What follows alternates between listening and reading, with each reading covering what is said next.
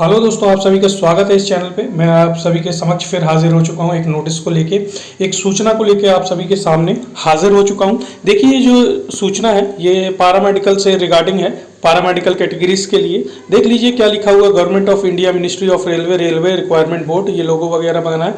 Attention to the candidates of CN number, देखिए 4/2024 जो आपका पैरामेडिकल कैटेगरीज के लिए था। तो ये आपका CN नंबर है, paramedical categories, application provisionally accepted and rejected status.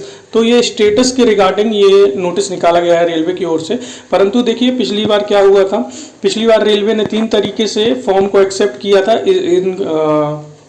3 तरीके से एक्सेप्ट किया था। परंतु इस बार इन्होंने क्या किया है, पैरामेडिकल जो कैटेगरीज के अंतर्गत है उन्होंने 2 तरीके से फॉर्म को एक्सेप्ट किया है। एक आपका डायरेक्ट प्रोविजनली एक्सेप्ट है और डायरेक्ट दूसरा जो है रिजेक्ट कर दिया है। क्योंकि देखिए टेक्नीशियन वगैरह में क्या है, वैकेंसी कम है तो उसमें ज़्यादा की वैकेंसीज की डिमांड वगैरह है। तो उस रिगार्डिंग से भी हम ये चीज़ समझ सकते हैं कि उनको ज़्यादा जो है पैरामेडिकल कैटेगरीज में स्टाफ की ज़रूरत नहीं है। हालांकि स्थिति तो बहुत गंभीर चल रही है रेलवे अस्पतालों की भी, फिर भी इनके द्वारा देख लीजिए इन्होंने प्रोविजनली एक्सेप्ट और रिजेक्ट के लिए निकाला है। तो ये देख लेते हैं हम। पहला पॉइंट देखिए, vide CN number 4/2024 paramedical categories issue. देखिए 17/8/2024 को हुआ था। Application we are invited for the various post paramedical category. तो इनके द्वारा देखिए जो 17/8/2024 को रिलीज किया गया था, पैरामेडिकल कैटेगरीज के अंतर्गत बहुत सारे पोस्ट जो थे, वेरियस पोस्ट थे। The scrutiny of the application has been completed. तो देख लीजिए रेलवे ने एप्लीकेशन की स्क्रूटनी कर दी है और कंप्लीट उनके द्वारा करा दिया गया है।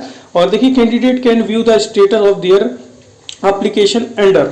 तो आप लोग क्या कर सकते हैं, कैंडिडेट जो है अपना व्यू कर सकते हैं, अपना जो एप्लीकेशन आपने सबमिट किया था तो उसका स्टेटस वगैरह आप व्यू कर सकते हैं। देख लीजिए, और पहला लिखा है प्रोविजनली एक्सेप्टेड और दूसरा लिखा है रिजेक्टेड। तो इनके द्वारा सिर्फ दो प्रकार से किया गया है। एक इन्होंने प्रोविजनली एक्सेप्ट कर दिया, दूसरा डायरेक्ट रिजेक्ट कर दिया, along with reason for rejection. तो इन्होंने रीजन भी दे दिया है रिजेक्शन का। तो ये बताया गया by logging in the their user credentials at www.rrbapply.government.in। तो आप अपना स्टेटस देख सकते हैं कि आपका फॉर्म प्रोविजनली एक्सेप्ट हुआ है कि डायरेक्ट रिजेक्ट कर दिया गया है रेलवे के द्वारा। अब हम अगर दूसरा पॉइंट की बात करें तो दूसरा पॉइंट देख लीजिए, SMS and email has been send the candidate registered mobile number. तो आपने जो मोबाइल नंबर वगैरह आपने दिया होगा फॉर्म भरते टाइम और ईमेल ID जो वैलिड आपने दी है, तो आपने मेंशन जो किया था एप्लीकेशन में, तो आपको उस पर मेल आ जाएगा, मैसेज आ जाएगा। तो आप लोग देख सकते हैं उसमें भी।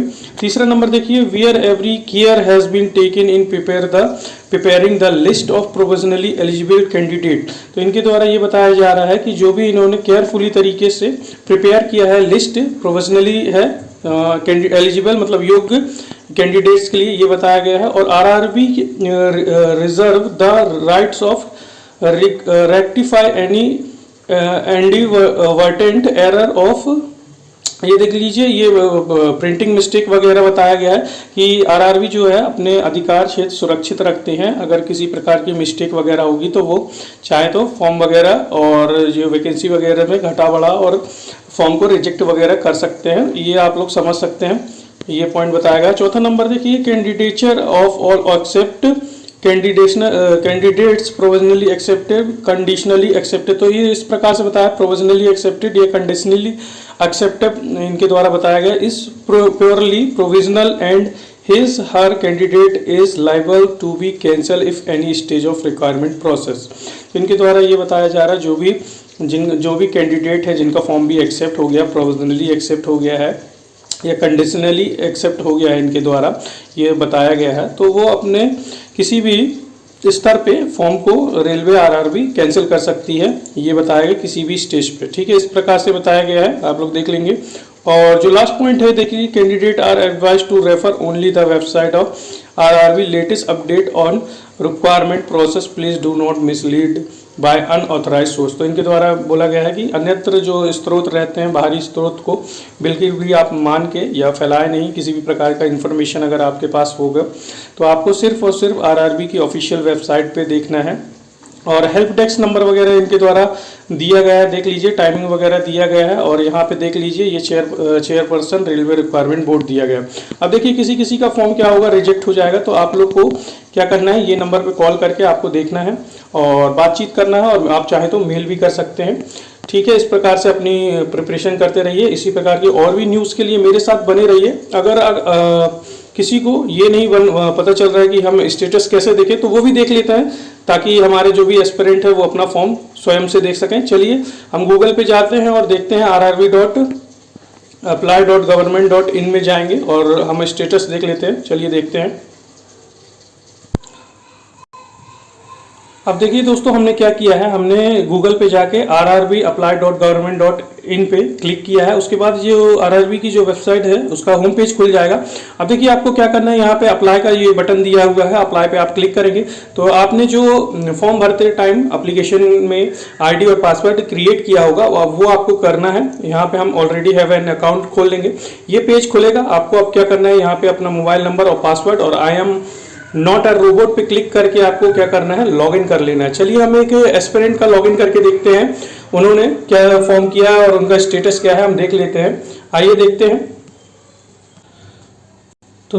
तो देखिए दोस्तों, हमने एक कैंडिडेट का क्या किया है, आईडी और पासवर्ड डाल के उनकी आईडी खोल ली है। अब देखिए उनकी आईडी खोलने पे क्या होगा, यहाँ पे आपको उनकी फ़ोटो दिखेगी, जो भी एस्पिरेंट है, ये रेलवे रिक्वायरमेंट बोर्ड वगैरह लिखा हुआ है। अब आपको अगर देखना है, आपका जो फॉर्म है आपको देखना है स्टेटस वगैरह, तो एप्लीकेशन हिस्ट्री पे आप जाएंगे। उसके बाद आपको देखिए यहाँ पे आपको उन्होंने उनके द्वारा जितने भी फॉर्म फिल किए गए हैं तो ये दिखाने लगे हैं। देखिए इनके द्वारा क्या हुआ है, 4 फॉर्म भरे गए हैं। ये देखिए NTPC भरा गया है, कांस्टेबल का भरा गया है, टेक्नीशियन ग्रेड 3 का है जो प्रोविजनली एक्सेप्टेड दिखा रहा है, सक्सेस वगैरह दिखा रहा है, और ये असिस्टेंट लोको पायलट का जो है वो भी दिखा रहा है, ये भी प्रोविजनली एक्सेप्टेड दिखा रहा है। तो इनके द्वारा क्या हुआ, जो पैरामेडिकल का है तो वो फॉर्म नहीं फिल किया गया है। तो जिन एस्पिरेंट ने पैरामेडिकल का भरा होगा तो अपनी आईडी और पासवर्ड आप अपना चेक कर सकते हैं, इसी माध्यम से अपना स्टेटस देख सकते हैं। अगर किसी को कोई समस्या हो रही होगी, कमेंट में अपना आईडी और पासवर्ड भेज दीजिएगा या मुझसे कांटेक्ट कीजिएगा, तो मैं आपका स्टेटस देख के चेक करके बता दूंगा। और इसी प्रकार की जानकारी के लिए मेरे साथ बने रहिए। तब तक के लिए जय हिंद, वंदे मातरम।